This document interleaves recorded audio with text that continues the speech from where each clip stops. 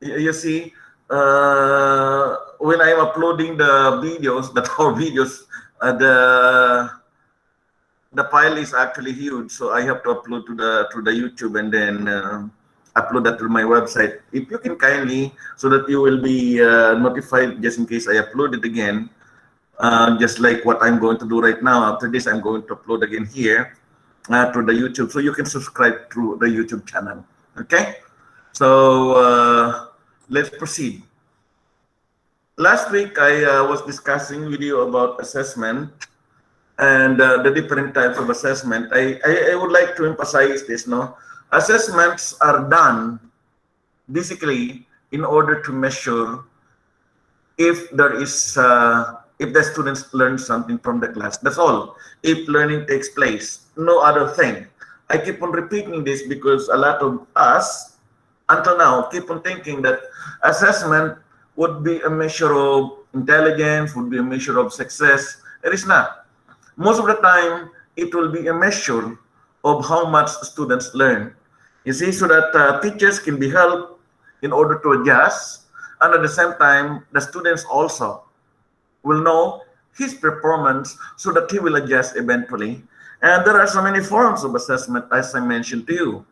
Number one, we have actually the formative that's given in between, then the summative that's actually given in the end in order to measure the achievement. Then, of course, the mixed one, right?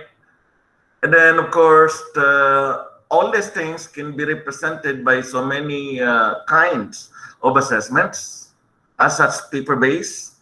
When you're going to take your paper-based examinations, like in the case of quizzes and in the case of in-course assessments, projects also. Projects, most probably it could be classified as summative assessment or formative. It depends on what kind, it depends on what purpose, it depends on what learning outcomes it's trying to meet. Then product development, right, for other discipline, for other courses, like in the case of pharmacy. No, performance, performance at the end, like in your clinical area. So we do have the performance evaluation and assessment. Exhibition, just the same. Case study, clinical evaluation, oral exams. Most of the time it's done as a form of summative assessment, but sometimes we are actually using it as a form of formative assessment because we do have graded recitation or ongoing recitation. Interview, it could be a summative assessment also because interview could be done in the end. Research assignment, just like what you did in the IELTS, no, interview can be done that way. In IELTS, isn't it that you were actually evaluated for your oral capacity in English? So the interviewer would actually ask you to explain something. You know, it can be done. No, then research assignment also, portfolio, that could be done as a form of summative assessment, and among others. As long as it measures what it's supposed to measure, as long as you're going to evaluate and look into the achievement of your learning outcome, that will be a form of assessment. Okay, informal and formal assessment. And of course, in the university, we need formal assessment in order to make it sure that you can actually be guaranteed of advancement. That's for the sake of promotion only, from one to another. Let's say from lower level to a higher level, just like first year to second year. So just like that. Now, how do we know that our assessment is proper? So we have to evaluate our assessment. In the end, are we really measuring what we measure? Just like what's actually going on. No, we were discussing yesterday about students bargaining the different, let's say, components of the examinations. No, so sometimes students are asking one only, two only. You see, in a way, if we're going to do that, it does not meet the real purpose of assessment. You see, now the real assessment process can be done in order to measure the learning outcomes that were delivered in the class. That's all. So we are not supposed to be bargaining anything, but of course, as time passes by, we have to adjust now. Just like right now, no pandemic, we have to make it sure that we understand also our students. Anyway, well, from time to time, we have to assess our evaluation. we have to evaluate our assessments now. So let's see, how do we evaluate? In number one, have we included a good balance of learning outcomes in our modules? So we are going to look into the balance. We do not always include knowledge. You see, knowledge is very easy. If you're going to do that in 100 MCQ and all knowledge, then it defeats the purpose. That's the reason why if you're going to look at how we are preparing our evaluation or our assessment, we always incorporate 30, 30, 40. What is actually the meaning of this? We are making it sure that we balance what we are assessing in the basis of Bloom's taxonomy. So 30% easy. So that will always be under the category of knowledge and comprehension. 30% moderate and 40% difficult, including evaluation. No, that's the reason why sometimes if you're going to look at the MCQ that we are giving, although it's purely MCQ, so if there is 100 items MCQ, then 30 items would be easy, 30 items would be moderate, and 40 items will be difficult, making it 100. It's just like that. We will make it sure that we have to balance our learning outcome in a way. No? Because in the learning outcome that we are going to measure, there are always learning outcomes based on Bloom's taxonomy that are stated in knowledge, that are stating comprehension level, in cognitive aspect, right? Or cognitive domain. Now, number two, how do we know if students have achieved the intended learning outcome? This is very important. We have to make it sure, and we have to know. From time to time, we have to evaluate what we are assessing. Is there a good match between learning outcomes and assessment? We have to be very careful in choosing our assessment instrument, no? Because we cannot just actually do quizzes every day as we like it. There are so many, sometimes new teachers are guilty of this. You see, they are abusing the assessment that they are giving. You know, I have so many, including me when I was younger, no? Like for instance, when I'm not ready to teach in the class, because most probably a day before I could have a problem, or a teacher could have a problem. So the tendency sometimes is that when they would go to the class, they are not ready, they are not prepared. So most of the time, younger teachers, most of the time they would go there and ask the students to answer, to do exercise. It's unplanned, but they are being assessed. So most of the time they'll say, okay, explain about this. They will give very long essay type of question in order to consume the 1 hour time assigned to them. I believe this is not proper, and this is overuse of what's actually terming as assessment. So therefore our assessment is not good. So that's one way. Oh, that's one of the bases. Now, most of the assessments that we have are actually well planned, and we are making sure that there will be a good match between the learning outcomes and at the same time the assessment that we are giving. Always, it's just like that, no? So what you are going to assess must also be delivered. You know, so you have to do that, no? Number three, how can we improve assessment so that it tests the intended learning outcome? So we are always looking into the type of items we are giving. At the end of the day, we are always looking into the item analysis. We try to look into item analysis, you know. We toil in looking into that. Let's say we have 100 items. We review our quiz. We review our items. Let's say item number 1. We have to look into it. How many got it wrong? How many got it right? You see? And we are actually going to say, this will be the criteria that I'm going to tell if my class is actually achieved the learning outcome that I taught. So if I classified learning outcome number 1 as knowledge, so it's moderate, I'm expecting that 90% of the class will be getting it. Or if not 90%, 100%, because it's easy. I'm expecting it. Therefore, if the class actually did not get it, or 80% only the class got it, that means to say there is a problem because I set already the criteria at 90. 90% of the student must get number 1. Number two, maybe it's also easy. 90% of the student will get number two. So just like that, we have to look into that. So after all, we will be able to identify how many students got it wrong, how many students got it right. So we can actually compute, especially right now, it will be easier because it's computer aided. In a matter of seconds, we can actually see how many students got number one correct, how many students got number one incorrect. You see, we can always item analyze. Now, after item analysis, we have to look into how did we prepare the test. You see, because in measurement and evaluation, there is also a rubric in order to prepare it. There is also a criteria in order to prepare it. As a teacher, you should know. As a teacher, you should understand how to do it.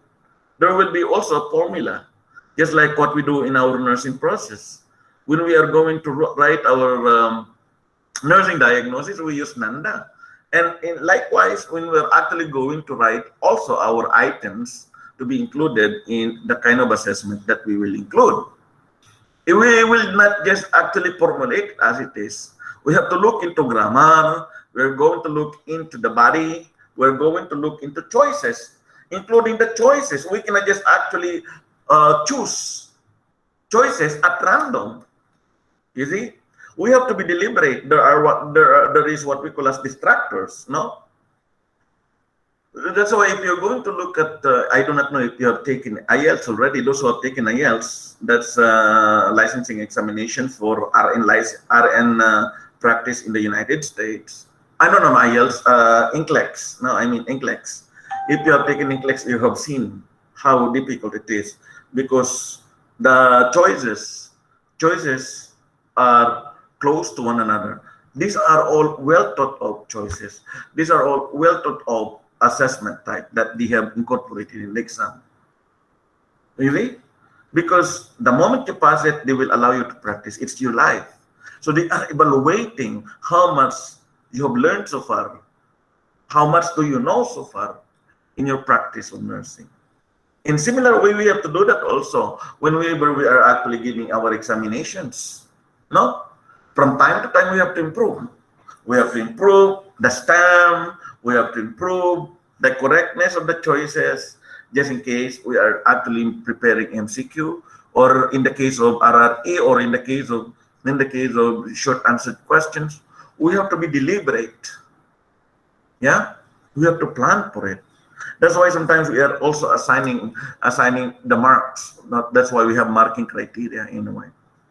We have to look into the type of assessments that we are using. We have to evaluate, no? In order to measure what it's supposed to measure. This is very important. I'm telling you, you know. Yeah, moving forward, we have to match also our assessments to the learning outcomes. Now, unless the measuring instrument matches the thing that we measured or to be measured, we haven't got a chance of learning what we want to know. You see, we must always make it sure that there must be a matching. We have to match now the learning outcomes with the assessments that we use. Now, in the case of written examinations, we have to do that also, right? Various type of items will be included. There are so many. Now, when I'm in the university also, I was actually taught that we must always be using at least three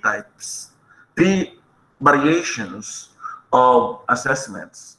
If that is paper-based, there will be inclusion of MCQ, there will be inclusion of RRE, there will be inclusion of SEQ, just like what you did, I think, many years back. But I believe you did not pass through this because last year we implemented computer-aided examinations. But, you know, batches before you, we were doing that. Actually, we were always including two types of assessment in a single paper. So we always have MCQ, then we always have RRE. No? Practical tests. So we are going to utilize different approaches, no, for the coursework or for terminal purposes. And at the same time, continuous assessment, no? Continuous assessment, as I mentioned to you earlier, would always be a combination of the two type, the formative and the summative, no? So we'll utilize various forms. Just like in the case of IELTS. In IELTS, various forms, isn't it? I believe you are measured in 5 areas. These are various forms because IELTS is an examination that is intended to measure your fluency in the English language. Of course, fluency means you know how to speak, you know how to write, you know how to understand. That's why there is always a listening skill or listening test. There is always an interview test, and there is always a written test. It's just like that, no? So it's more comprehensive. That is a basic example of continuous assessment. All right. So moving forward, no? So example of matching the assessments to the learning outcomes, no? So here, I think I mentioned to you already last time about this. So demonstrate good presentation skills. You answered this last week, no? It could be if we say demonstrate, you are going to utilize the letter D, make presentation skills, no? Formulate food product. It could be lab-based project. Identify an area for research. It could be preparation of 100-word research proposal. No, identify signs and symptoms. It could be MCQ. So I believe I discussed this with you also last time. All right. So here I also ended up discussing this with you last week. I really would like to repeat this because this is very important. No. This is actually the meat of what we are actually going to do, because next meeting or next topic that we will be having will be more on practical. We are always actually going to make always this in motion already. We will apply what we learned so far. I will ask you to teach. I will ask you to prepare assessment. And these are very important, no? So you should actually have a rubric, no? Make it quick, clear, and focused, especially when you're actually going to give feedback to the students. Now, feedback can be done most of the time in formative assessment. Now, in summative assessment, feedback may not be given at all, not unless you are going, you will just actually give the results already. That is the kind of feedback that you have. So there will be no time for you to change. There will be no time for you to adjust. But usually, giving feedback in formative assessment would be very useful. The students will adjust, and the teachers will also adjust. No? So this is actually what we do in formulating our learning outcome and at the same time in preparing our assessment.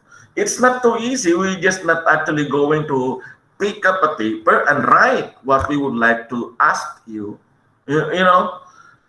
Preparing assessment, just like, for instance, last week you were already asking about the coverage of the exam. You see, we can easily give the coverage to you. It will be very easy. We just pick up the topic. Now the problem is, how are we going to write?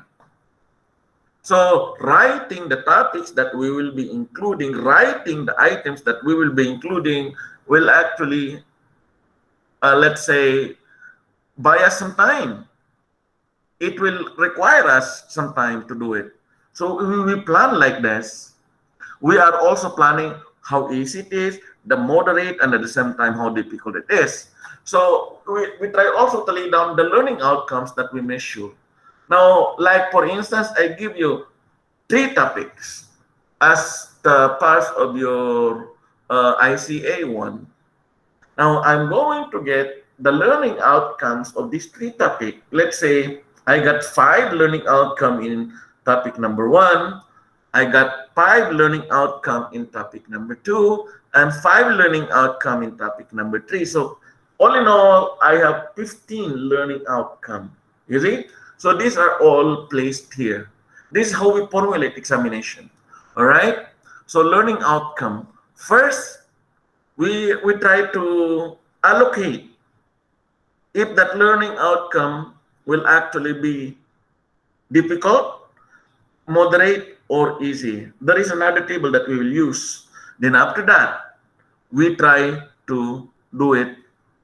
We try to write the items. So learning outcome number 1, so it's written here. Learning outcome number 2. So usually, what type of examination we assess? So for now, we do not need to do this because it's already pre-given. It's already given. You're going to have MCQ. So the best thing that we can actually do right now is to write like, for instance, it will be written as easy. So we do it like this: easy, moderate, and difficult. So we will assign, and using the 30, 30, 40, we will always say, you see, so we have like this: easy, moderate, difficult. So learning outcome number one, maybe I'm going to have one easy question, because it's 35, I'm going to have 100. Maybe I'm going to write one easy and one moderate. Okay, so total, we are going to look into total eventually. That's how and what we do. Okay, let's say learning outcome number two, it will be difficult, so that we can actually come out with the number of items and the number of items that we can actually have. No, so number two, one. So let's say I'm going to have the learning outcome that will be only moderate and difficult, so it will be 2. So that's what we actually do. So right now, for the learning outcome 1 to 3, I am already allocating 5 items. So this is actually what we do. Do you understand what I'm trying to say, class? Huh? After allocating, then we will write already the items. We will write already the exams that we would like to ask the student. We will write already the MCQ. That's what we do. We have to plan for it. Do you follow? Class, you follow? Yes, doctor. Yeah, I was afraid that I was just talking to myself. No. Yeah, so that's what we have. That's what we do. So we do like that, okay? Moving forward, no? To what extent has its learning outcome been achieved, no? It's not a question of yes or no to achievement of learning outcome. We must always ask direct questions. Direct question is not just like our concept right now. When we say direct question, it will always be a question that will be based in the PowerPoint. It will not be like that, no? Direct questions are questions that will actually measure the learning outcomes in a way. The question that you may ask may not appear in the PowerPoint. As long as you cover that in the learning outcome, it may be asked. And it will actually be asked using the learning outcomes that we have. There will always be a rubric, how much item you are actually going to be allocating. Just like in the assignment that I gave you, it's a summative form of assessment. There are rubrics. How much point will be assigned in this qualification number 1, qualification number 2, and qualification number 3. There will be point assignment. In the case of MCQ, there will be point assignment. MCQ number 1 will be, it's easy, we can actually assign 1. And MCQ number 2, maybe we can assign 2. MCQ number 3, maybe we can assign 3.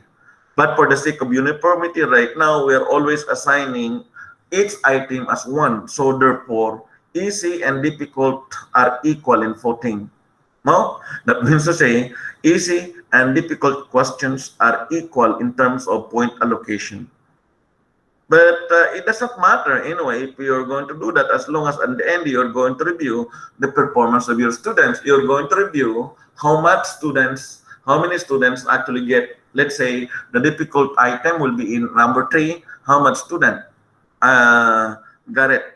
So let's say what I was telling you a while ago is that in number 1, maybe it's easy. So therefore, you are expecting that students, 90% of the students will get it right. And number 2, the same way. Number 3, it's difficult. So you are going to assign. You see your standard. You will say 55% of the students will get, since this is difficult. Yeah? So you're going to look into how many students. Got it? Let's say you are 100 students and 55 students got it. So it's 55%, and you are actually telling that the standard will be 55%. Then the learning outcomes have been achieved.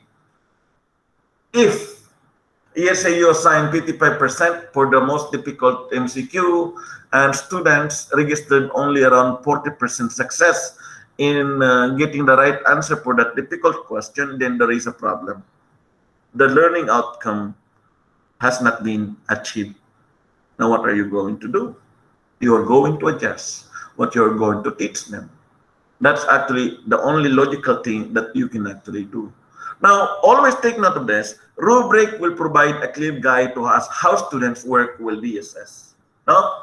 So, you should know in the end how much point will be allocated to you. I believe I have an example here. You see, I'll show you an example of what I do. No?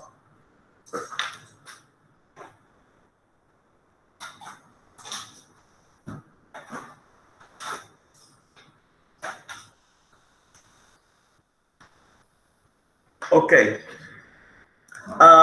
Here, I got the assignment of previous students. Can you see? Can you see it? Can you see what I'm actually telling you or showing it to you? Do you see? Yes, it? Dr. Yeah, here is the rubric.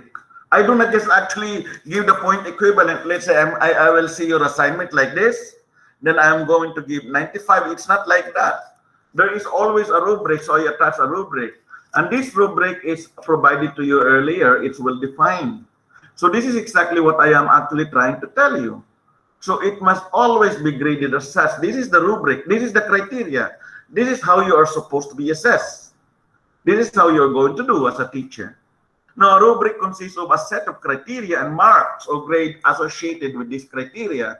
There is a description. That's the reason why your assignment, the assignment that I give you, there is a description.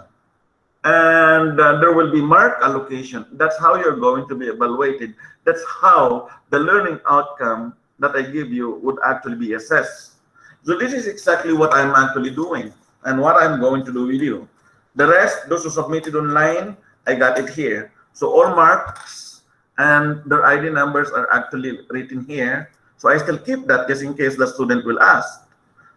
Okay? Because whenever you are actually submitting online, right now you are submitting online and you are not submitting this. So therefore, I will be constrained to use this.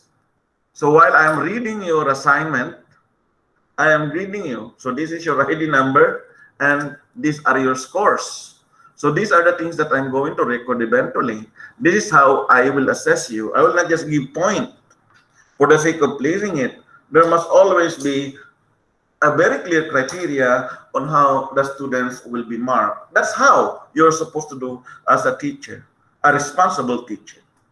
Moving forward, so this is what we do in assessment criteria, linking learning outcomes in assessment criteria, just like what I mentioned to you.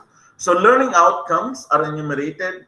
Now you can actually allocate grade 1, grade 2, grade 3, then pass and fail. All right.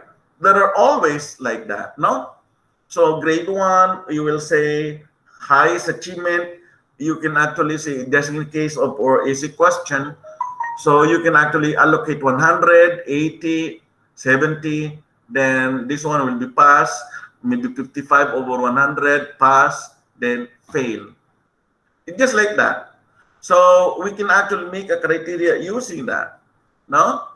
The only purpose of this is to make it sure that students will actually know where they have committed some mistakes so that they can correct that mistakes themselves eventually. That's what we are actually going to do, right? So moving forward, the learning outcomes and at the same time the criteria will be very important to ensure that there is alignment between the teaching methods and the learning outcomes and the assessment criteria. We're always looking into that because, you know, teaching is a dynamic process. Teachers are always adjusting. Students are always adjusting. We're always looking into the achievement of our students in the class. You see? Sometimes when we go to the class, teachers are not ready or students are not ready. You have to slow down. We have to adjust. We have to make compromise. Are we going to teach what we planned for, or we are actually going to go on plan B?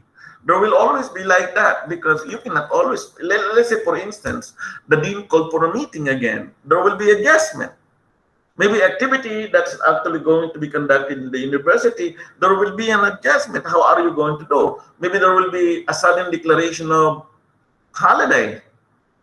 Maybe all of a sudden, 60% of the class are absent just because they would like to see what's going on in the wadi, especially right now when rain comes, no? Sometimes students do not come, and so on and so forth, no? So clear expectations on the part of the students of what is required of them are vitally important part of students' effective learning. We have to look into that. This is according to Ramstein in 2003. This correlation between teaching, learning outcomes, and assessment will help to make the overall learning experience more transparent and meaningful for our students. We have to be very transparent. We don't play favorites. That's why we don't play favorites. We're always telling our students and our teachers that we must not play favorites. For the good teacher, learning outcomes do not involve a paradigm shift.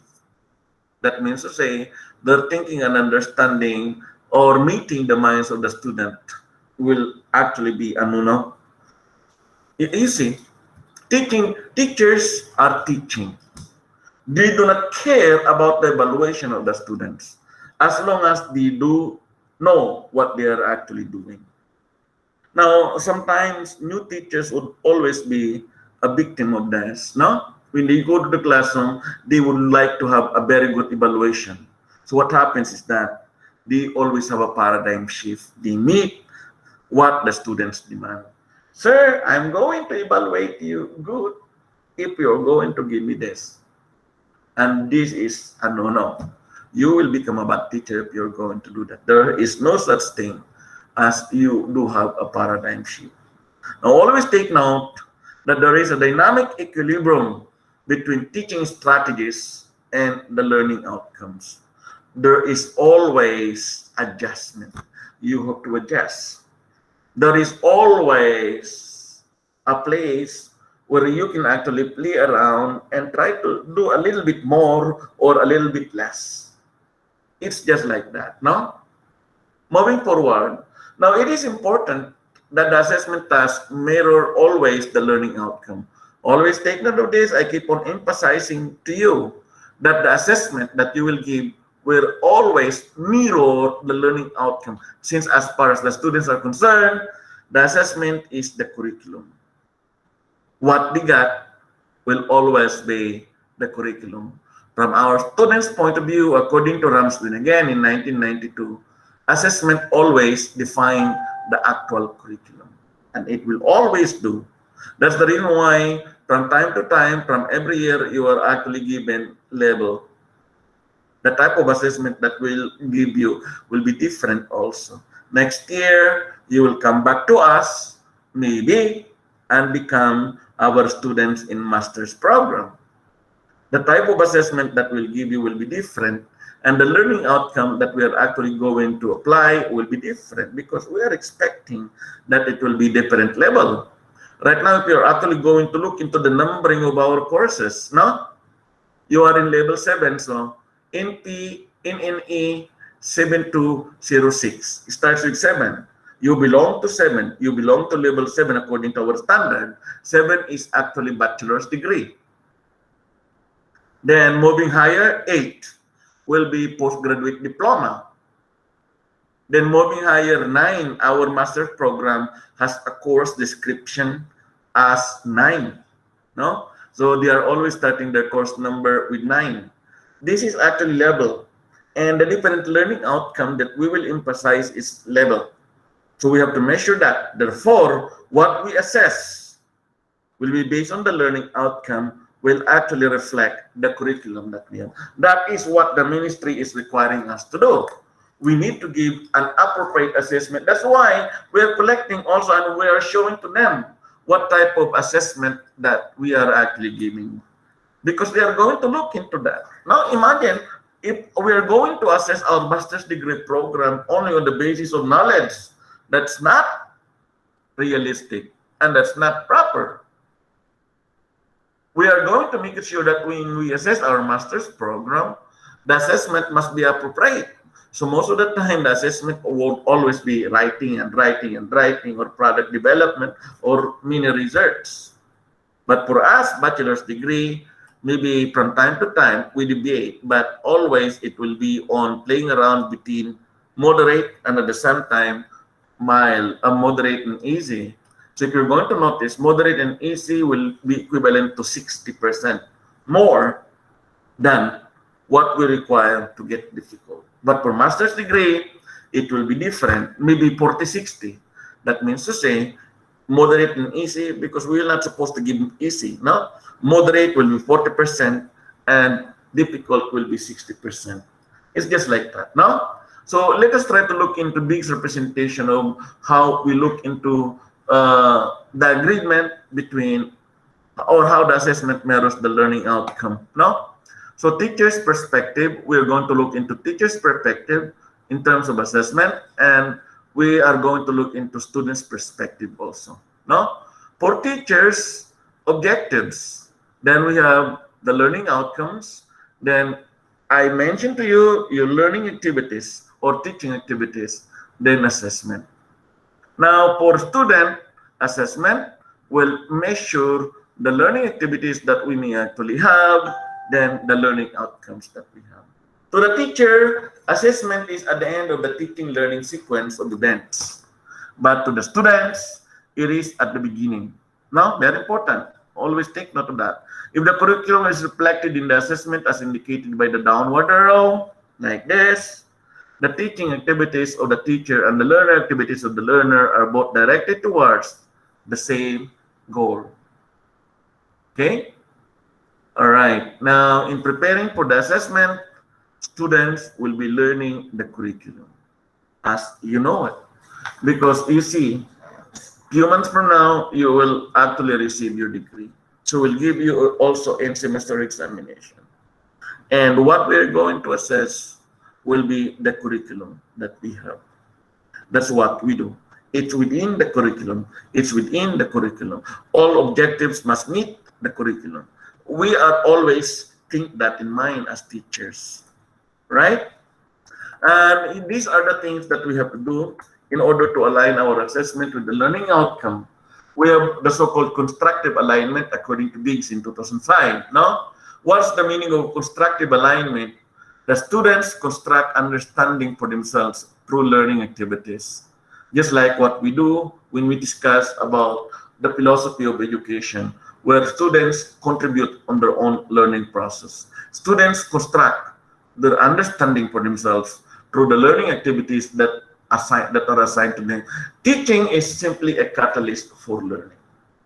We are always looking into the activity that is being done by the students, and the learning process must always be focused on the students. Therefore, the students will take ownership of what they are going to learn. That's what is going to be emphasized in constructive alignment, that like in the dialogue or in the dialectic method, if you can actually recall your philosophy class. All right? Now, students are to learn desired outcomes in reasonably effective manner. Then the teacher's fundamental task is to get students to engage in learning activity. This is the most difficult part that we will actually do. Engagement of the students that are likely to result in the achieving those outcomes. Now, don't you know that when you're going to teach, the most difficult part of your teaching delivery or the delivery of the learning outcome will be the initial part, the first 5 to 10 minutes, where you are actually going to do the introduction. In introduction, the students will be late, the students will actually be thinking a lot before they can actually focus. So you have to get their attention. This is usually the most difficult. No? The moment that you were able to get their attention, then that will be a success already. That will spell out the success of what you're going to teach now. So the students will engage in their own learning activities. Of course, it is helpful to remember that what the student does is actually more important in determining what is learned and what the teacher does. You see, if the students cooperate, this is already enough, more than enough. The moment you're actually getting the, let's say, attention of the students to participate, this will be more than enough. You do not need to assess because you see the fruit of their labor, of their learning activity by showing, we see by the students showing their interest in the class. All right, alignment, on the other hand, refers to what the teacher does in helping to support the learning activities. So these are all the activities that we do. Are we going to do assignment? Are we going to do TBL? This will be your teaching style. No, this is on how you're going to deliver the materials. How are you going to deliver the learning outcome that you have planned for your students? All right, the teaching methods and assessment are aligned to the learning activities designed to achieve the learning outcomes, right? And aligning the assessment with the learning outcomes means that students know how their achievements will be measured. They should know from the beginning how they're going to be measured. So we are going to be very clear about this. We must be very clear about this from the very beginning, right?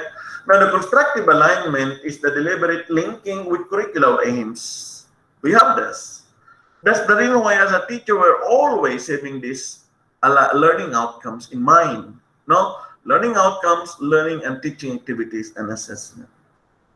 You see, as a teacher, without knowing your learning outcome, you can never be a good teacher. Like nurses. You see, nurses must always think in mind their nursing outcome criteria. There will always be an NOC in the nursing process. Without that, you can never be a good nurse. Immediately at the start of your nursing process, you should already have in mind what you're going to do with your patient. Now, it's very easy right now because I think everybody is becoming functional, no? So we utilize functional nursing. So functional nursing is just like working as a robot, no? Every type of nurse will perform a specific test. There will be medication nurse, there will be, morning care nurse, there will be vital science nurse. These are doing, no? These are the things that they are doing in the area. So they are just robots.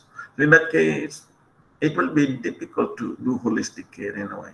But there are also assignments like there are new types of management system where we assign a specific number of staff to specific number of patients according to their difficulty also, according to the gravity of the illness of the patients. And anyway, we are allowed to experiment. Just like when we are teaching, we're allowed also to adjust what we are going to do in the classroom. The learning outcomes state what is to be achieved in the fulfillment of the aim. Always take note of that. No, this is just like your goal. So at the end, what you would like your students to have. The learning activities, on the other hand, should be organized so that students will be likely to achieve those outcomes. Imagine this: when you are going to teach, you're going to spend much time with your students. Let's say you're going to have 1 hour class, that will be 60 minutes. How are you going to organize the 60 minutes in order to achieve the learning outcome so that the learning activity also will achieve the learning outcome that you spelled out on that particular meeting? Learning activities must always guarantee that you are going to meet the learning outcomes that you design. Assessment must be designed such that students are be able to or will be able to demonstrate that they have met the learning outcomes. You can always measure this in the end. That's why there will always be a formative assessment. Formative assessment may be in any form, paper-based, maybe a short quiz, short answered question, maybe short MCQs. Now, the constructive alignment is just a fancy name for joining up the dots. You're just actually going to adjust. Adjustment, because something may go wrong, then you are going to find out. You're going to make a way to make it sure that what you're going to design or what you have designed will work for the students. Not 100%, but at least majority of the students. Just like when you're going to do group assignment or group work, it will be very difficult. When you're going to do TBL, grouping alone is difficult, and there are students who are trying to evade their other classmates that are in group. And when you're actually going to observe what every student has in the group, they may not be participating, and there are only few students who participate. This is the downside of it. No? But in any way, as teachers, we should know what to do. We improvise in order to join up to that, in order to meet the learning outcomes that we decide. The learning activities must be done that way. All right. So, any questions so far? Will you follow me, class?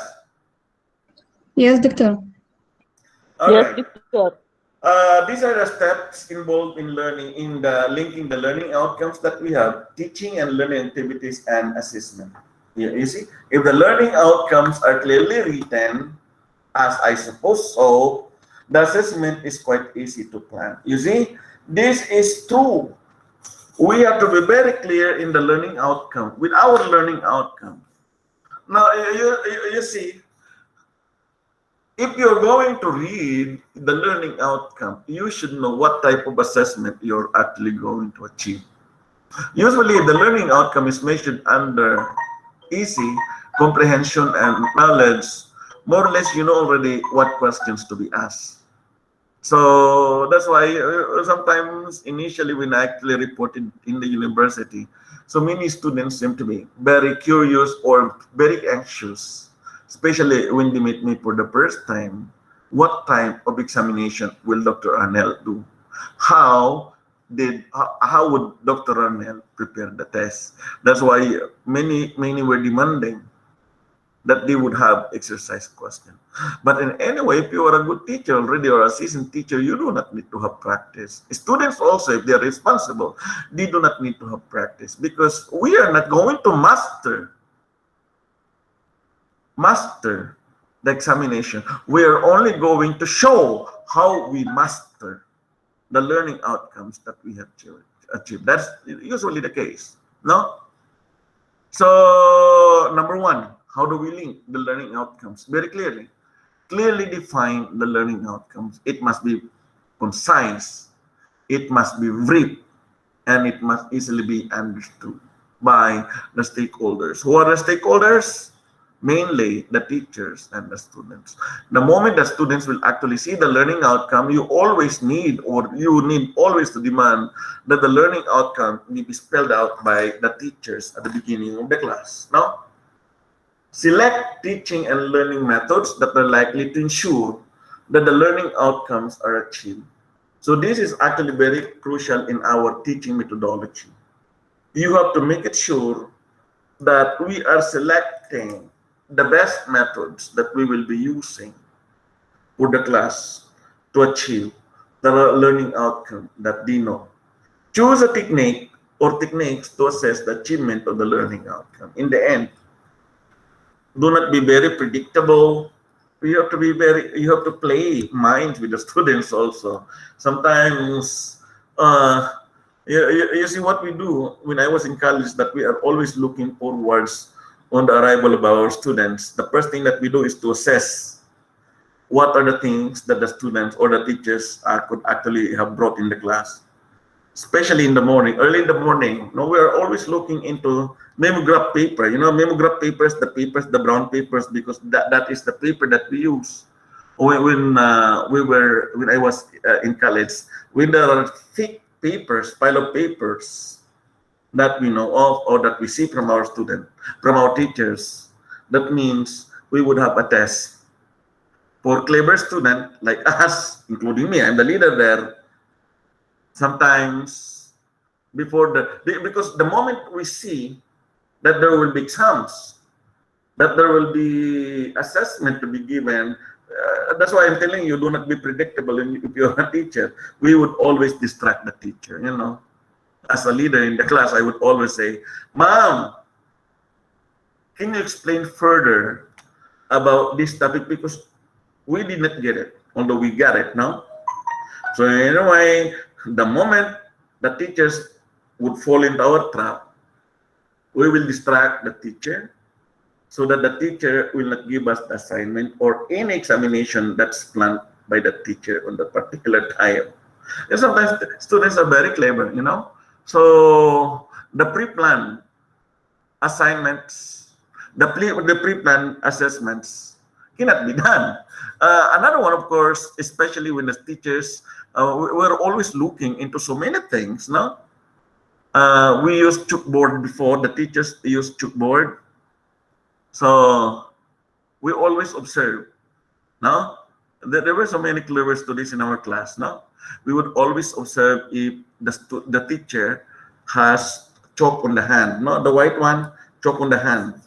So when there is a chalk on the hand and there are sheets of paper that she is holding, maybe 1/4 or 1/2, if the teacher is not holding that, then there will be no quiz, and we will see that there are chalks all over the hands. Then there would be no quiz because the teacher engages the students in discussion, because it's writing most of the time. So definitely, if you're going to write on the blackboard, there will be chalk all around. Therefore, there was no quiz from the other class, and we would be very happy, no? So that's how we manipulate also the system that we have, no? But of course, if you are a teacher, you should recognize that also. Sometimes you have to utilize a lot of techniques, no? So when you go to the classroom, do not only hold one technique. There must always be a combination of techniques, 2 or 3 techniques, so that whatever happens, you can always adjust.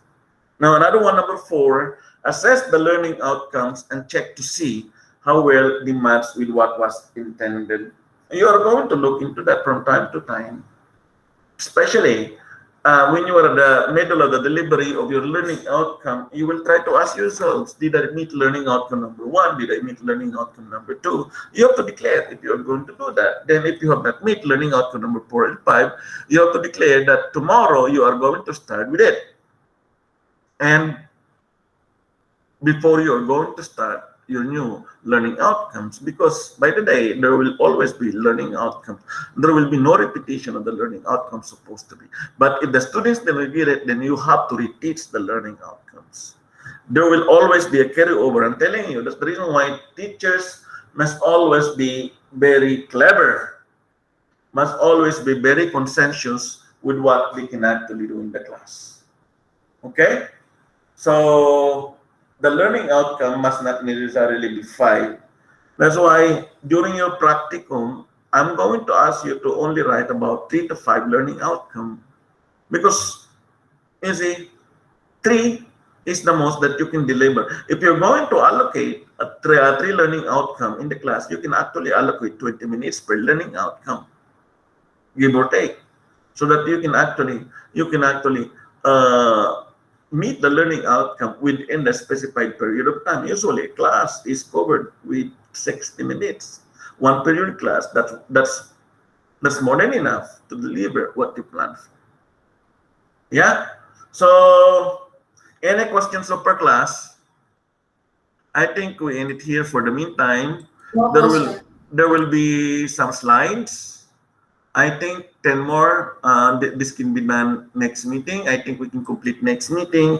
We can actually move forward with the other class. That will be the actual practicum class, no? I hope I can prepare that, no? In anyway or in any time. You have no questions?